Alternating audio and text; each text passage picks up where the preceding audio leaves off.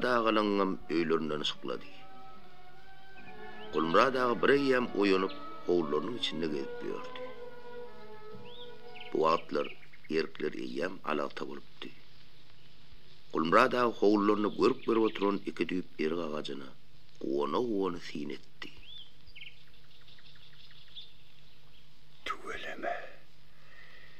Bila birneme hasıl getirdi.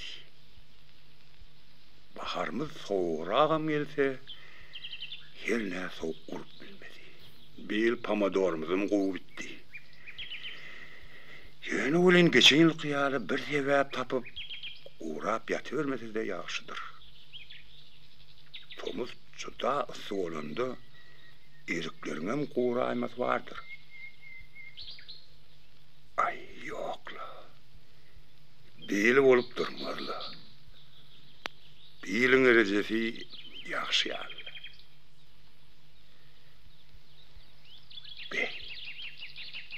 Keyvanı ornun okuli, qoňuşlary beýleka dağıtyp öte etdimki. Hey görüli nire gitsin. Bardırla. Ak Sultan ece mudam hada Kulmurad ağadan er oýunýady. Kulmurad ağa turup el ýüzünde uýança eýýäm sygyryny sagyp öňüni tirt edip goýýady. Agşamky sagan süýdüniň gaýmagyny Kulmurad ağa üçin alyp goýýady. Öze eýýäm sygyryny sagan bolar çemeli. Şere dahry. Eýýäm tırtynam iýip bolupdyr. Gülejigim bir kemsiz dayanan bolar çemeli. Emeyin deyip asıl enesine de dayanok.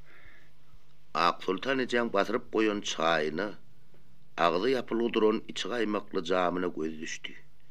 Ine şonu aýalynyň goloý goltunda ýoklugyna Kulmurad ağaň amakly gözi etdi. Allah canlarım, on bu nämetdi bolduk. On beýle häzeti ýokdylar. Ol taň bilen nire ýitirim bolduk. Kulmurad ağa ozal beýle däldi. Soňky ýyllar weli aýalyna diýseň aýagly garýady. Ak Sultan ece Kulmurad ağadan 10 ýaş kiçem bolsa, saglyk ýagdaýy Kulmurad ağaňkyçyda ýokdy. Onu köplenç guragyr horlaýady. Käte-käteler guragyrsy ýüregine ýetip, onu allym merdeme salýady. Şonda Kulmurad ağa ulalada galardy. Aýalyna dözmezdi. Göwnüne bolmasa Ak Sultan ece onu ýeke galyryp gideberjekdi ally. Bir de meni taşlap gitse, ýeke özüm bir howldy nämişler. Bir zat bolmadyk bolsa ýaxşydyr. Aýaly bolmadyň goloý bolmaz diýilen dogry eken. Ýerin ha, men oglumam, gelinimem barda. Olardan maňa ne peýda? 3 aýlynym bir gara beren oklar. Men lugulin ejesini bir görmäge gelmeli ahirem. Kulmurad ağa çaýynam içmedi, gaýmagyna miýmedi. Aýalyna garaşdy. O näçe garaşsa da aýaly gelmeýärdi. Kulmurad ağa aýalyny howlunyň daşyndan tapajak gal köçä çykdy. Eýlek-beýlek göz aýlady. Epesli gezmeledi. Emma aýalyna göz ilmedi. Her näçe utanjam bolsa goňşularyndan sorap gördü. Emma o ýerdenem derek tapmady. Şondan soň oň howsalasy hasam artyp başlady. Ona bir zat bolandyr. Ýoksa bu wagtda çelni hökmany gara bererdi. Birden howlyň işi açyldy. Kulmurad ağa howla giren aýalyny gördü. Ol begenjinden oňa tarap ujak açyp ylgasy geldi. Emma beýtmek oň häsiýetine laýyk gelmeýän üçin saklandy. Geň zat. Ol aýalyny tanamajak boldy. Ak Sultan ece bu wagt edil toýdan gelýän ýaly. Ediljek ýaş ýerin ýal bedenipdi. Barmyň ay? Geldiň ay? Bu ne bolşdyr? Bu ne ýagdaý? Sen meri. Ya endi sen yaşın soňunda Deldirip, yeldirip da edip diyorum. Kolçuk yalı belirip, dan bilin nirdiniz ya? Vay vay. Vah elimde koşları görün ok mi? Nereden geliyor diyem? Bağdırdan öleyen. Bu alan yer içeri yerde atlımı görün ok mi? Bu bela zatır ne edecektin? Onları kimiydin ahir? Vay, sağlık olsa öğremi yer. İyiliğin dost yarları yer. Neme, men hali irrak turdum da seni oyurma dözmedim. Bağ oyunumuzu öldürt diyecektim. Bağ oyunumuzu deydin mi? Oo, bağ oyunumuzu dedim. Oho, sana ne de uçallı? Ne hem oldu ahirin? Elindeki gül ne mi? Sen ne hemelerin hıyalını düşüp bilirsin? Sen kendi gürlemedi, me şu gülleri ver al. Me, yaşın uzun olsun. Vah, gel bir seni kucaklap okşayın. Ayrılsana oho, sana ne hem oldu? Uy, görüyen oğlu, aklına adaşıp duruk çal.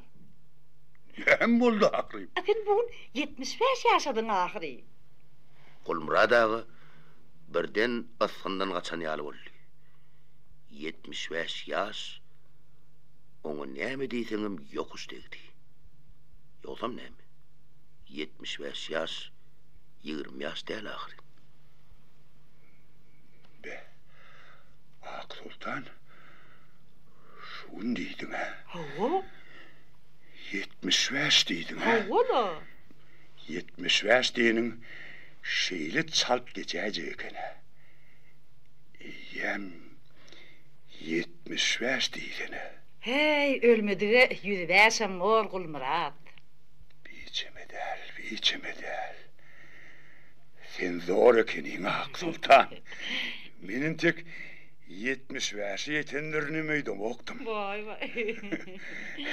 Sen men ay günümün sıptırman hata edip görürsünü deysene. Elbette.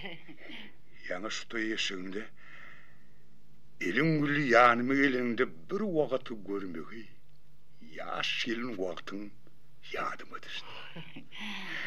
Sen bir çak görmeyi gelindin Ak Sultan. Yönümen onu sen yüzüne aytmazdım. Uy, o ne için?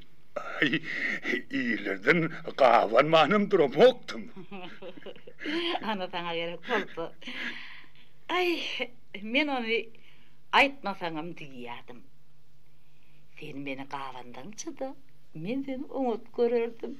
Sesinde sinnem kahvan man durum ok. Vay vay. Ay aklım çağırın çağırlıydı. 75 yaş yaptın kavancamlık. Nereden yadına düşediydi ne?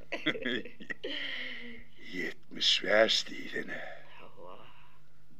Onda 80 deydi otur da.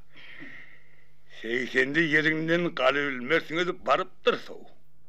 İyiliğine ses alıp otursan katı köp karı basılıp duru. Ay oğlum. 75 yaş. Katı ken yaş.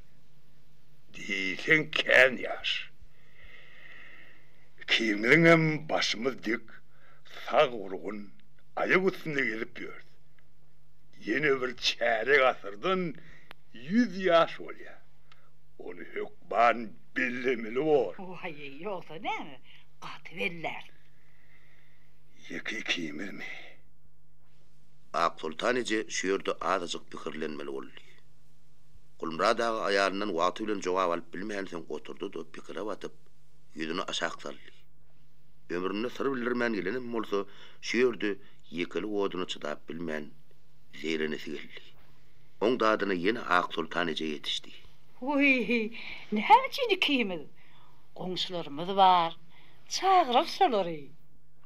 Kulmurad ağa ayarının sözünü eşitmedik misali kozgonman epesli oturdu. Birdenem yerinden turdu da öyden ullukan ak saplı bıçak alıp çıktı. Yürü. Kömekleş koynumuzu soyalı. Yerden turup çay naharını verelim mi? Çayını demlep, çiğ kaymağını tayin edip gidiptim. Çayımım gördüm kaymağım. Yönü ol vakit çay nahar yadıma düşmedi. seni kayıttım. Vay. Sana bir zat bulunduruyttum. Sen asıl şehre giden ekenine. Men olsam seni gözlep, oňuşyra seni sorap çykdym. Ay koysana. Meni näde uçaltın? Sen menden 10 ýaş kiçem bolsaň, saglygyň menkiden gowduruydum ok. Onsoň her zat göwnüme gelýär. Men sen şähre gidenini näme bileýin ahry? Anan tek goýnumy öldüreli. Çay çölegem soň görür ýetse. Vay. Näme? Ödüm öldüreýdim diýýämiň. Ýoksam näme? Ay. Koýa çal. Sen nire, koyun nire. Oturup turman hıllalla oli, koyun öldürecek diyen olyasyň. Dağ ýaly koyunlar ýeködün güýülip, ýeködün asyp ýörer wagtyňdan oba göçendir çal. Hetdiňi tanadajyk otur. Men derrewjik adam tapyp geleýin. Sen gaýta otur da çaýyny haryň edin. Ak Sultan ije koyun öldürmäge adam gözläp goňşy ýerlerine çykmakçy bolup gapa ýetenini Gulmurad agaň sesi ony ör gökden getirdi. Haklan. Vay, ýüregimi ýardyň da näme boldy? Koyun öldürtmek için hiç yeregimdi kovazganma. Özüm öldüyüm. Gel kovusu kömekleş. Bu wagt adamsynyň garşysyna gidip bolmajokdygyny Ak Sultan ije düşünüp durdy. Gulmurad agaň bir eňen urundan aňsadaň saatlar däňdirip bolmaýady. Ine olsoň Ak Sultan ije alaşsyz adamsynyň izine düşmeli boldy.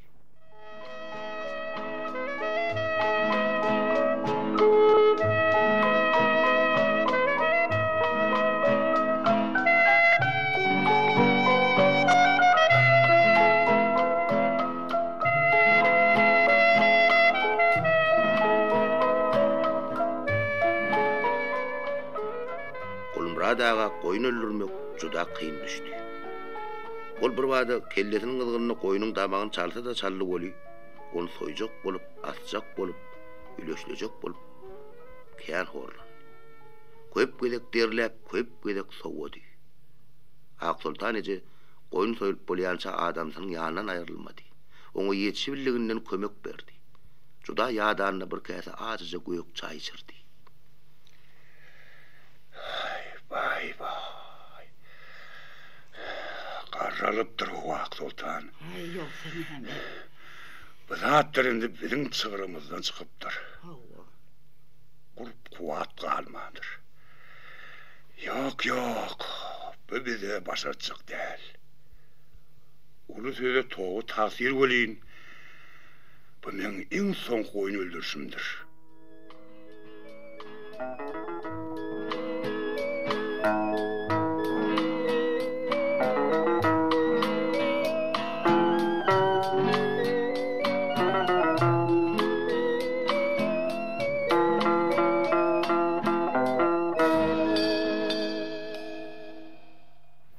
Koyun soyully, gadan atarly.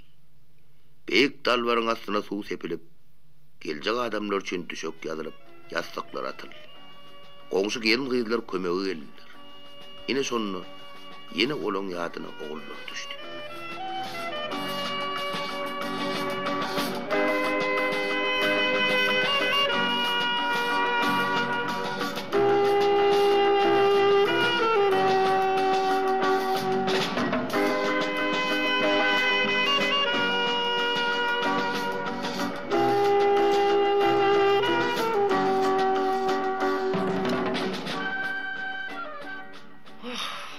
Canım iyidini çağılırın tirkap geleydi bolmayamy. Geljek bolsa ýolun tapmandyr onok. İş bahanasy nedir ýaly bugün iş önemä däl. Şeýle dälmi? Şeýleli. Aýon soň özü bilsen. 40 ýaşap barýa. Bu zatlary düşünmeli ahrim. Men onu Gulmurad goňşularymda aýtmak gidiberjek. Hani dur. Biri gelen ýaly.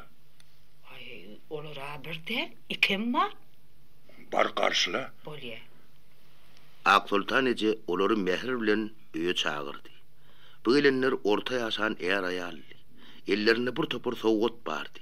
Olar getiren sowgatlaryny goýup Gulmurad aga salam berdiler. Gulmurad aga olar tanamady. Tanımadınız öyle. Ay yok. Tanımadım yaşıt. Familyam Bekiyev, adım Oraz. Ol Tresli işleyken siz bana partiye geçmek rekomendasiya veriptiniz. Biz gelinimizi kimiz yaş toyunuzu yürüyte kutlamağa geldik. Umarıpsınız. Sağ olun. Geçin oturun. Onyança hoğla yine bir geldi. Salam verdi. Onun eline soğuk bardı. Bu gelin Kulmurad ağam özü alınmaz alıp kartasan adamdı. Hey yaş toyun kutlu olsun. Gördün Allah uğradan geleyinlerini kutlamağa. Hov. Sen men 75 yaşanımı nereden bilip gördün? Asla nereden men sen yadına düştüm. Sen beni ölümden halat ettin ahri. Özümü ölümden halat eden adamın haçan neçe yaşanını men bilmän eýsem kim bilsin? Men seni ölümden halat ettim mi? Elbette. Haçan? Hey, bir wagt obamyzyň ol, günnoga çetinne täze ullukan oğudan jaýlaryň sanynan ýadyňa düşýärmi? Yoksa näme? Demir yolun golayında salınan jaýlar dälmi? Edilödi. Şo ýerdäki ullukan hoğdam ýadyňa düşýärmi? Elbette. Yadıma düşmän näme? Oğlanlar şu yerden kovum ayırıp bolmazdy. Açın görseň içinde balyk ýaly yüzüşür ýörerdiler. Edilödi. Men o wagtlar ýetip bilmedim. İýiller arkaňyza düşüp, howuzda suwa düşüp ýören soňlar, menem özümi how ýokladym.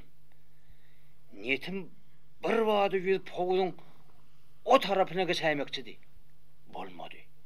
Howuzyň edil orta arasynda doňup kaldım. Ne aňryk ýüzüp bilýän, ne bärik. Ayağım suwuň düýbüne ýeter ýalyl. Kemden howuzyň düýbüne gidip garık bolup başladym. Elimi kelemen edip, "Ay garık bolýan how" diýip ulylim bilen gygyrmak başladym. Agzyma suw gidip ardyrjy ölmeli boldum o diýemdi. Sen gelip meni halat etdiň. Doğru. Yadıma düşýär. Doğrudanam şonda sen kelek bolmagyň gat mümkindi. İçine madal suw giden ekeni. Seni suwdan çıkaranymda sen oňly özüňiň bilen okdyň. Başak tutup içinden su ayırıp zordan özüňe getirdim. Bey. Ondan meri gör näçe ýyllar geçipdir. Sen aýt, şonu ýadyňdan çykarmadyň o. Hey, onam ýadyňdan çykaryp bolmy. Sen ýadyňdan çyksa-da, o men hiç haçan ýadymdan çykmaz. Ol wagtlar sen gidecek çağıdyň. Indi bir özüňe seret, menden garry görnýär. Ay näme hakkallaş, baştan geçmedik zat bamy. Uruşa gidildi, ölüm ýetim ara düşdi. Ýogsa medin juda beýle garrama tamam garramazdym. Oňarypsyň sakallar. Meni gutlap gelen bolsaň, ýaşyň uzyn bolsun. Gel otur. Gözümün üstünde ornun var. Esselamu aleyküm. Wa aleykümesselam. Gelin makali. Hawa geldik Kulmurada. Yaş toyun mutlamağa geldik. Yaş toyun kutlu olsun. Sağ ol eneyim, sağ ol. Gelin bolsaň oňurypsyň. Geçin oturun. Gözümün üstünde yerimiz var. Görýän ol Kulmuradagy siz meni tanamadyňyz diýýär. Doğrusun doğru aýtsam eneyim. Özüň tanadaýmasaň tanamadym. Bana bäşim diýerler. O meretli gyşyň ogly. Aha. Meretli gyşyk diýsene. Hawa. Oňa beletli. Oň bilen çağlykdy bilijek edip, bilije ösüpdik. Jigit dagym däldi. Diýsen daýaw adamdy. Ors onun başına yetti. Sol gidişi oldu. Görgüleyim. Sol yıllar ondan hat havarım gelmedi mi? Yok Gulmurad ağa. Gelmendir. Bir daha vaatlar çağıcı kenip gelin ecem pakir şey deyip gurrun veriyadi. Ecen görgülem öldü deysene. 3 yıllarına mesti Gulmurad ağa. Şey deysene. Qalarınızda uzak yaş verdin neyim? Aydanız oldun. Başka ne mi deyin? Geçen saatler geçti gitti neyim? Gelin bir bunu karı ağınızın yaş toyunda iyeliğin, içeliğin, şat boların. Sen men bunun yaş toyumduğunu bilip geldin mi? Ya da bir sevlik mi? Bilip geldim ağam, bilip geldim. Şey deysene, haydi. Senin yaş toyunuda men gelmem kim gelsin? Senin bana eden yaşlılığını hiç vaat unutman Gulmurad ağa. Mümkün senin yadına düşmese düşen neler olayın. Men yadından çıkanak. Küçücük çağa kalk. Nesiniz yıllarda yadıma düşünak olayın. O kayrak. Dikavumum anırtına gezmeye gittik. Köp çığırlemuli, cimcime ul taptık. Kovada bir çap omattı. Asman gök şey al durdu. Yalpıllap gün çıkıp durdu. Nereden bulut gelip, nereden günün önünü tutan duyman alıptır. Kova kararlı da gök kurlap, dillerim çakıp şeyle bir yağış yağdı olun mene yer yüzünü suvalara gittim. Ne yollaşlamı tap bildim, ne de gayrağımı ilerim saygırıp bildim. Yokman bu yuvalarını ettim. Korkucuma bağır sesim bilen zörlüdüp ağlamaya başladım. Şol allacıyaksın aslında, alzırap duruşma, bir güyüşlerin men kolumdan tutup arkasına alanını bileyim. Asıl görüp otursam size kendiğin Gulmurad ağa. Siz meni şol arkanıda hop edip alıp kaydsını da gön üyümü de getirip gittiniz. Men o vaatlar yan kalkoz başlığına saylanan günlerimdi. Hem bir diyanın uruştun 3-4 yıl soğundu. Mümkün. O vaat men gökçülerin üstünden kaydıp geliyordum. Şol gezek yolumun sen üstünden düşeni kovu oluptur. Yoksa ma näme? Ol ýagdaýda ademin alzırap, büyüp galybermegem ahmal. Birdinim çirkin gıýgyryp ağlayan çağanyň sesi kulağıma ileýdi. Yoksa ma şol güýçli ýagşyň içinde hoň ýaly ýerdinim, zat gözüňe ileri ýaly däldi. Ol wagtlar näme men diýen wagtlarym ahyryn. Ya dowlu İşten basılmak diyen zat yadımıza düşmedi. Doğru. Şimdi selse zat ağır düşüp dur. Yana bir canlıcığı ölümün uyunda pudarladım. Yoksam görgülü keyvanim dik durup kömüğüm yettile. Ay ne edecek? Elde ayakta kurup kalması edecek alacın değil mi? İnni işlemeler deyince alarlar Gulmurad ağa. Yeni güýjüň çattığından bir zady güýmesen ýaxşy ho. Olama dogry. Ýoksa ma ýönde ýatyp günüňem geçecek däl. Goňşularynyň gutlama gelenler boldy. Ýene bir geldi. Böyle Gulmurad ağa bir gelenden salamlaşmadam. Gelgeçem diýmedi. Olar bir-birini topulşup sessiz gojoklaşyp okşaşdylar. Görüp otursak, bular frontda bile sögüşen ekenler. Şeýdip Gulmurad ağaň doglan güni uly toýa urildi. Gulmurad ağa ýerinden turdy da aýalynyň ýanyna bardy. Bu on gelmedi oldu. Ay, biçeme del. On binäm etdi olduk. Ay, bide bilmedik. Canı sağ olsa da diri. Çıda biri olsağını bilmedik de. Baha ulu toyu urlu tevitti. İlgün bir qoğulat. 75 yaşımı ulu toyu ögülde oturuyordular. 75 yaşanımı öğüdüm bilem okulin. İlgün dost yer bilyaray. Yaşlar uzayın olsun. Mene bugün 100 yaşanı döndüm. Yönü olin Ak Sultan yani. Her zat boldu da oğlumuzu yaş toyumuzu ediyendiğimizi ayda aymalekenik. Havar yeten olsa ha, amrucu içinde canı olsa gelirdi. İkimizden kutlardı. Gelinimi getirirdi. Aksızaklarımı getirirdi. Men sen yüreğini ağırtmacak oldum Gülmurat. Men sen yaş toyunu edecektiğini yüreği öylerine barıp ayttım. Ay oya. Ayttım diysene. Şonna da... Vay. Onun için keyipten düşmesene Gülmurat. Elbette iyi işleri birlikte çıkanlar da. Başka bir gün yüreği de gelecektir da. Yine iyi gün geldi. Ehli yoldaşlarım geldi. Vay bolya da so.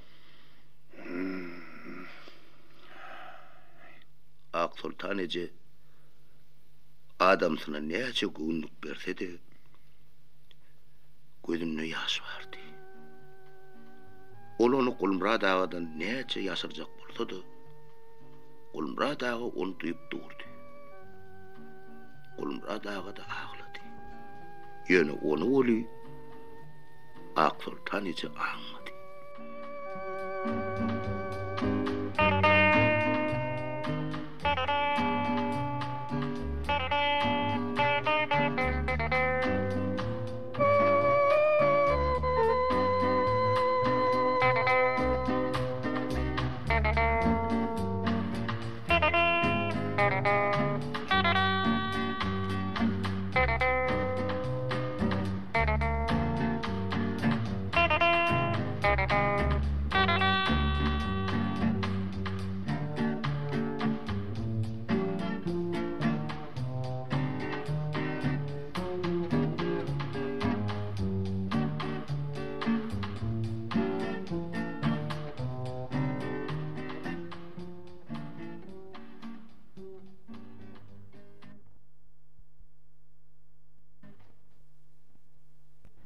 Siz Gülmurat ağa atly sahnalaşdyrylan hekaýany dinlediňiz.